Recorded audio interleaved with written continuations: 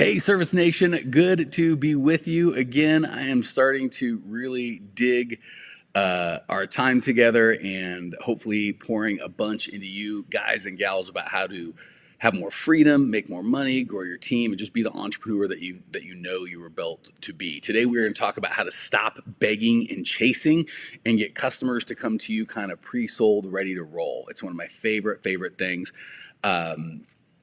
Having been in business for 20 years and spent so many of those years begging customers to come and feeling like I kind of had to like negotiate on price and whatever they wanted, just not having the relationship that I should have. I didn't realize how big that was until it got fixed, and looking back, it's like, holy crap, that was life changing. So I want to make sure that we get you guys the tools that I had to make that result in your life. That said, if you are getting value from the show, the only way we know is if you guys reach out.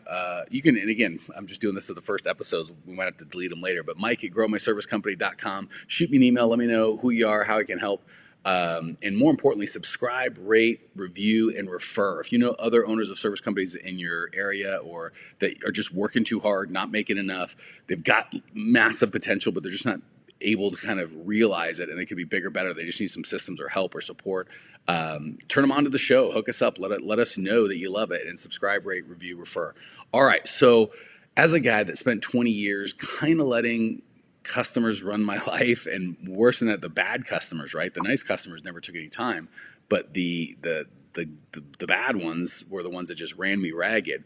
But I just thought if I wanted to grow, and you guys can tell me if this is how any of y'all feel, that I had to take anyone and everyone who waved a nickel in my face, I had to just take them. It was frustrating because I would end up spending my time and money on the pain in the butt customers and almost have to neglect, because we all have limited amount of resources. My bad customers that weren't the ones I really enjoyed took the most time and resources, and they paid the least, right? It was frustrating because I felt like my good customers didn't get the attention they needed because they never complained, right? So the squeaky wheel, the pain in the butt customers, got the most attention and took the most resources, and they were always paying the less, right? And because they negotiated better. It was just a whole like pile of not good. And I felt like I was held hostage because I had to care for my team. I had financial commitments I made. I had goals for my business, and I needed money. So I felt like I had to let these knuckleheads kind of run my life and my business from afar because they had money and they were going to give it to me, right? So we are going to try and get you out of that forever today because it just sucks. Also, my bride has told me she wants to see if I can grow a beard. This is, for those of you watching the video, it's a good 2 weeks. I'm 46. I don't know if I've quite hit puberty yet, so you guys will have to chime in because I don't know if I like it. And if you guys all said, we hate the beard, get rid of it, I could go to my bride and be like, hey, got to kill it, But if you love it, of course, then that'll be a great opportunity for my wife to say, I told you so. So feel free to chime in on the beard. And by beard, for those of you who can't see, this is hardly a beard. The rough patches on my face of hair that make me look more like a hobo than anything.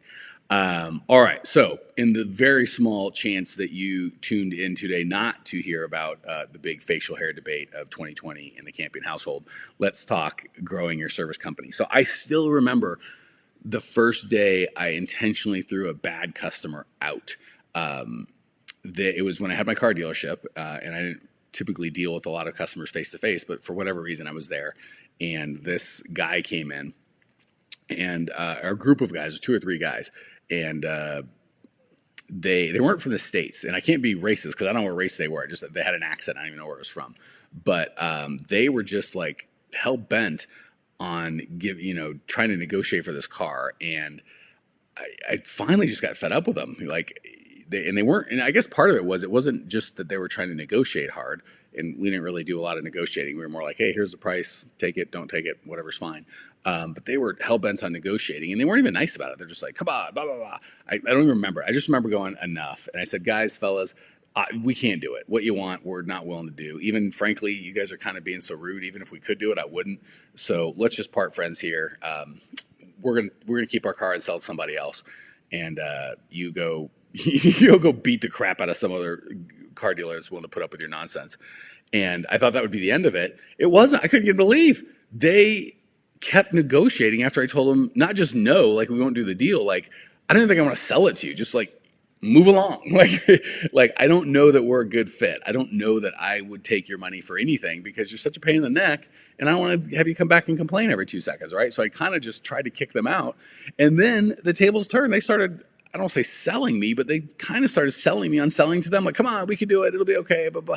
And I think I actually finally took their money, but I beat the crap out of them in terms of like, listen, I'm not going to do a deal with you. If you want this car, here's the price. I don't want to hear anything about it. I don't want to put up with your crap. I've got a big red flag that we should even do any business with you.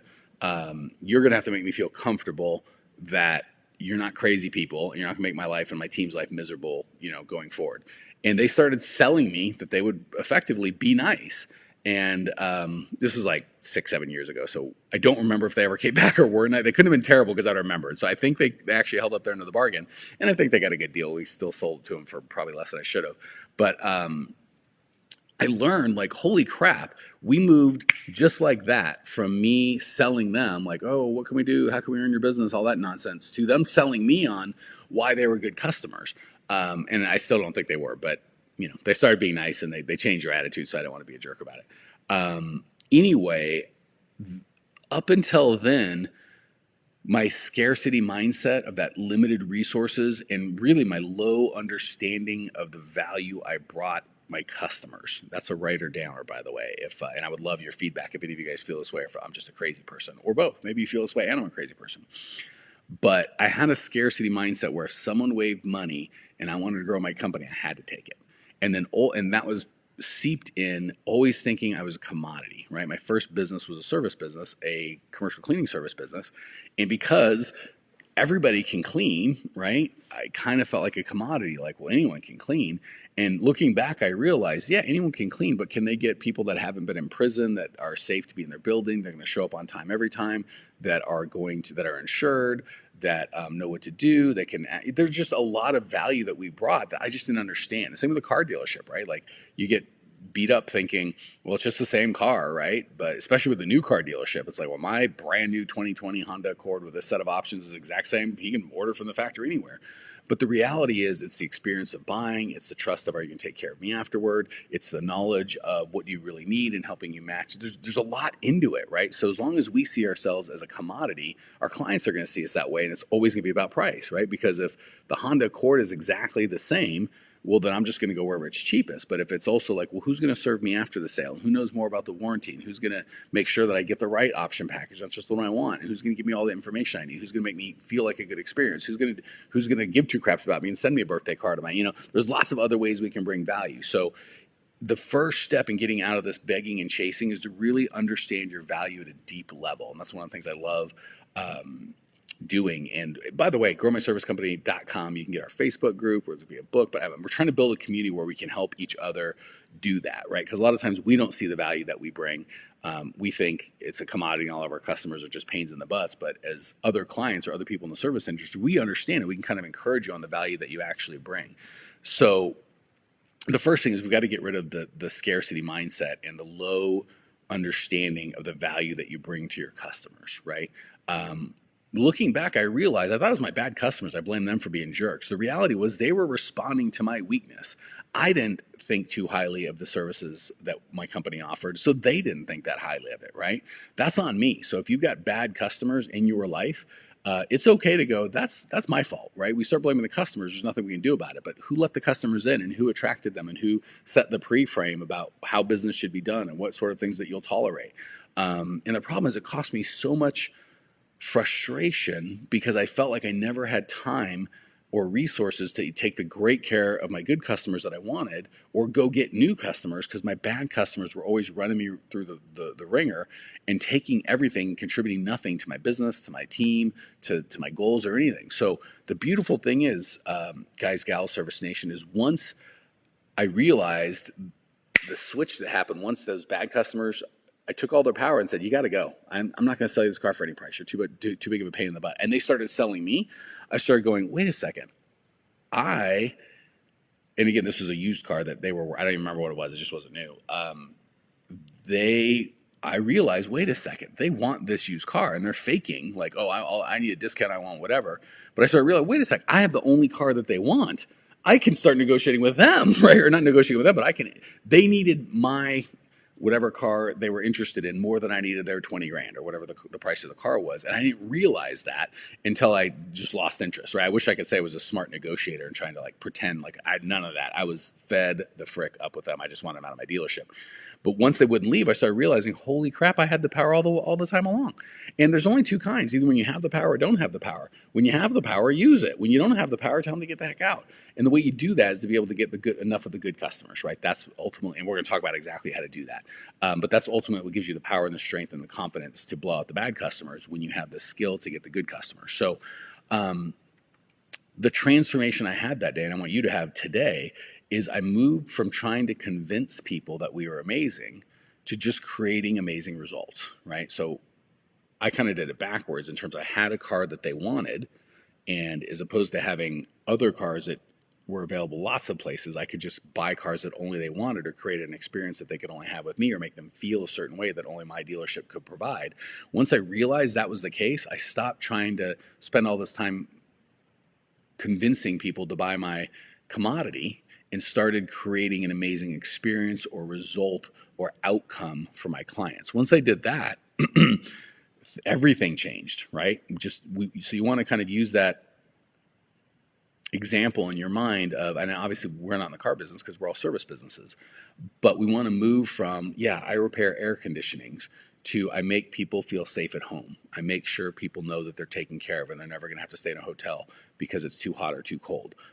We have to start finding out what can I do to really understand what my customer wants. We're going to talk about a framework and how to do that. So once we'd solved the problem of, okay, I need to stop providing a commodity that is price-based and start providing an outcome, I realized even when I started doing that, until people understood it, it didn't help, right? They needed to get the value, right? Some people just come and experience it, and we'd grow from them coming back, but the average person buys a car every 4 years, so that takes a while, and they could still do referrals, but it couldn't scale like I wanted to until I was able to start communicating that.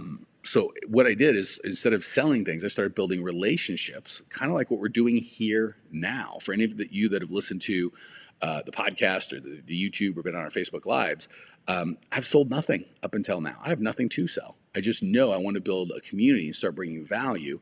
And, we're at the end, we're going to tell you a way to get my book. We've got the Facebook group. We're just trying to give massive amounts of value and build these relationships and educating and giving value. So when we do open the floodgates and say, okay, we finally got something to sell. We finally got a way to serve you guys for money. You will come to me pre-sold, already like, oh, I love this guy. He's been serving and giving this community. He just show up with something to sell, right? Like I kind of picture the Old West. I don't know if this is actually what it was, but I picture the Old West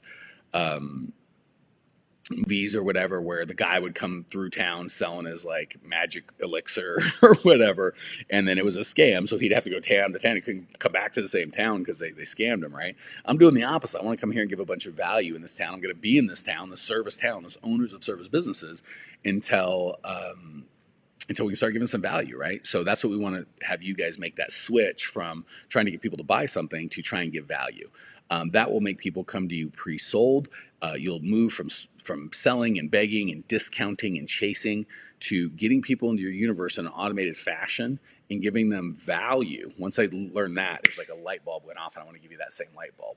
Not only did the bad customers stop coming, right? So the cool thing about this is anyone that listens to the podcast or this broadcast for any amount of time kind of gets my vibe. And if it's someone's like, oh, I'm going to grind him and try and get the best price and the most, and I'm an a-hole, they're not going to call because like that's not who this guy is, right? So, and when you start getting to know your customers in an automated way, you can kind of educate them on who you are and how to buy and how to get their experience that you provide and want the experience that you provide.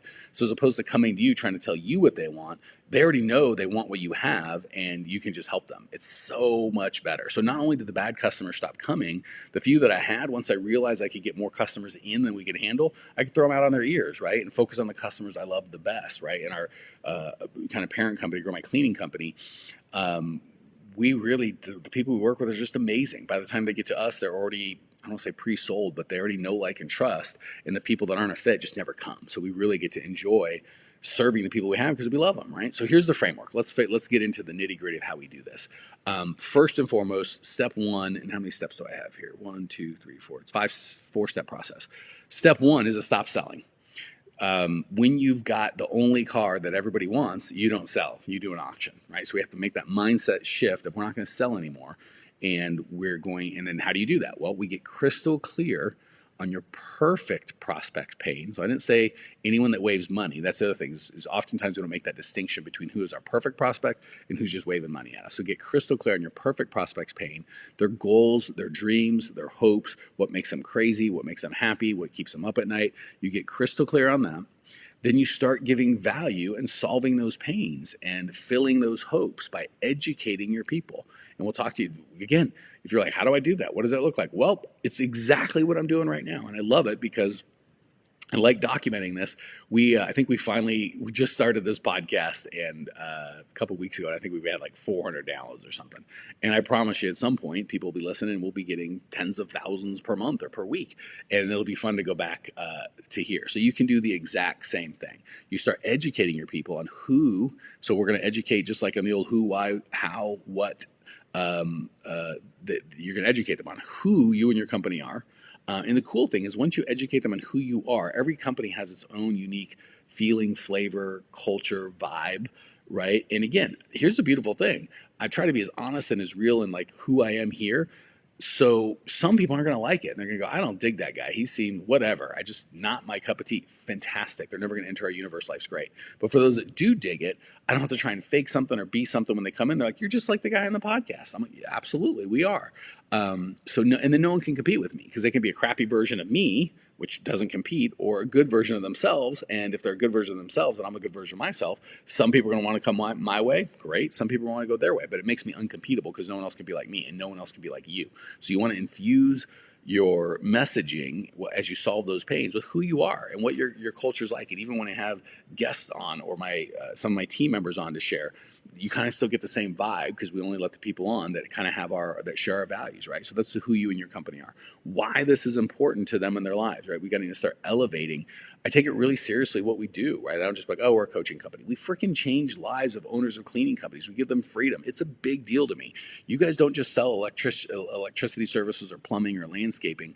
You change people's lives that are out there in the world trying to do stuff and raise kids. You make their lives just a little better and empower them to do things that they're great at, right? We really need to make sure the why we do what we do. We put something behind that, right? Small business owners run this entire country. And we teach them how to buy not on price, right?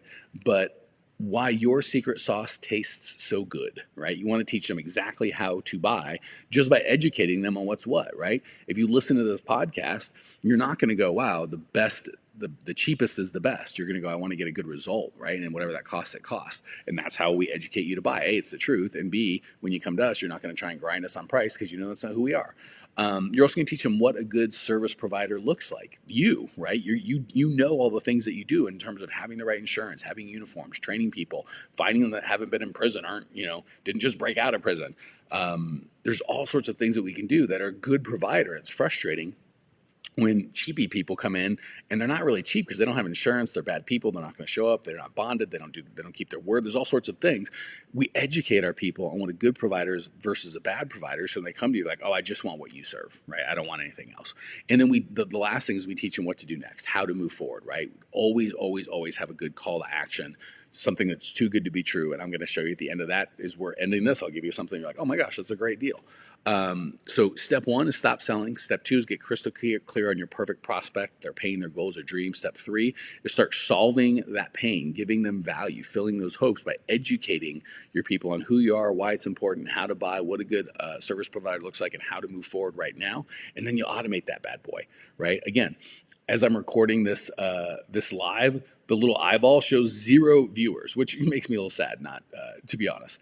But I know that thousands of people are going to listen to this. So you've kind of got to start building it and automating it before people come. And if you automate it for long enough, people will come. And you can automate that through podcasts, through Facebook ads, through sales copy, ebooks, actual books, teaching. Like Home Depot does a great job of this, right? You go in on a Saturday, there's like, hey, here's how to lay tile. They don't charge for that, but guess what? If you're going to buy tile and thin set, it's going to be from Home Depot because they teach you how to do tile. So that's for service companies. We can start solving our customers' pain in an automated, scalable, repeatable, dependable way. Once I started doing this, I moved from begging and chasing to sifting and sorting and selecting the customers that we wanted to work with and we thought would get the best results. Huge difference, right? As opposed to if you have money, we'll take it. You move to, we really are only looking for people that we know we can get massive results for, and they're going to contribute to our business. It changes everything. Margins go up. The value that you bring to the world, to your team, to your own family, to the community goes massively up. Most importantly, for us, we were able to systematize this and help other people get the same value, right? So once you start kind of mastering on your own, you can start bringing even more value to the world, which feels fantastic. And my ability to be able to just help other owners of service companies grow 24/7, man, doesn't just create time and money freedom, but once you can select your customers, you can spend time with whoever you want, right? If customers get out of whack and you've got more customers coming to you and you're sifting and sorting and selecting as opposed to begging and chasing, when a wrong customer slips in the cracks, you just say pass. When a customer gets out of line and doesn't treat you and your company with respect, they're taking, not giving, you can fire them, right? So the obvious benefit here is that your business is going to grow, right? The money and all that is fine. And it's great. There's nothing wrong with that. But the bigger benefit, and it's a little more harder to see, is your confidence grows. You oftentimes get back your first love for your business, right? I love working with people that are just starting, right? They haven't got kicked in the teeth enough and they think everything's awesome, which is great. You can have that back, right? Once you start getting more good customers coming to you than you can handle, business becomes fun again, right? You eliminate all of the crappy vendors because you can't afford good ones, and crappy customers because the good ones aren't coming to you. Your business starts to be fun again. You start to see, looking back, like, wow, look at how much of my life those energy sucking vendors or customers cost me because I don't know how to get good ones, right? You become a new person. You expect to deal with the best, and all of a sudden, magically, the best start showing up. And you get shocked when someone asks about price because you're like, I thought I trained you to be smarter than that, right? And then your ability to change the world increases exponentially, and that's where it gets fun. So again, I can't imagine you're still here if you weren't picking up some of what I'm laying down, but if you're like, holy crap, this is a philosophy I need, this is the way I want to grow. At this point, still have nothing to sell you, but we do want to give you an irresistible offer of, man, I want to be more in this community. There's two I'll give you. One is you can go to growmyservicecompany.com, subscribe to the podcast, get into our Facebook group, get on a list. My new book, I haven't shared the title yet. I think I'll share it. It's there's title subjects, the $1 million service business systems. It's gonna be awesome. You can get online for that. I think we're probably gonna do free plus shipping, where you just pay the $5 or whatever it takes to get it there. So growmyservicecompany.com, you can go there. And if you're like, no, I really want more, Mike, and I want it now. I don't wait for the dumb book. I don't wait for that stuff. Just subscribe, rate, and review. And direct message me on Instagram the word subscribed, and I will get you a copy of my current book, I'm a Freaking Genius, Why Is This Business So Hard, for free. No shipping. We'll just get you a digital version. Just hit me up on I think we're instagram.com/growmyservicecompany. Subscribe, rate, and review, right? And if you don't, I guess you could type, I didn't subscribe, rate, or review, but I still want a copy, and I'll have to make a game time decision. But don't lie. So that's it. We are here to serve you. I can't wait to help you and your businesses grow, you to get more freedom, build the business that you want. Reach out, growmyservicecompany.com, hit me up on Instagram, say hey, and we'll talk to you soon.